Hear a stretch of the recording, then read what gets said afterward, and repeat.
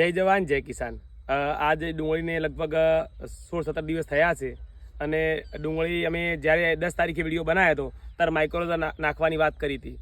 તો આજે અમે ફરી 14 તારીખ છે વિડીયો બનાવી રહ્યા છીએ અને ડુંગળીને લગભગ 5 દિવસ થયા છે માઇક્રોઝા નાખ્યાને, 4-5 દિવસ। અને આજ ખરેખર સારું કહેવાય कि जे कंपनी ना मालिक पण अहियाँ उपस्थित है, जो नासिक से आए हुए हैं और वो हिंदी में बताएंगे, हम तो गुजराती में बोलवाना छीए। એટલે હવે તમારી હાજરીમાં અમે બતાવીએ કે જો ડુંગળી શાના કારણે આટલો વિકાસ થઈ રહ્યો છે, તો માઇક્રોઝા શું કામ કરે છે એ પણ અમે તમને બતાવવા જઈ રહ્યા છે।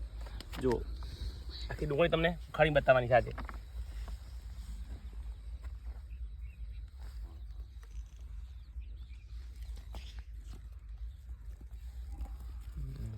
ये देखो, आ तंतुमूल कोईपण पाकमां वधारवा माटे माइक्रोझानी जरूर पड़ती होय छे। गया वखते बटाकामां खूब सारी आम के आखा बनासकांठामां आखा गुजरातमां आ रेलीगोल्ड माइक्रोझाए धूम मचावी हती।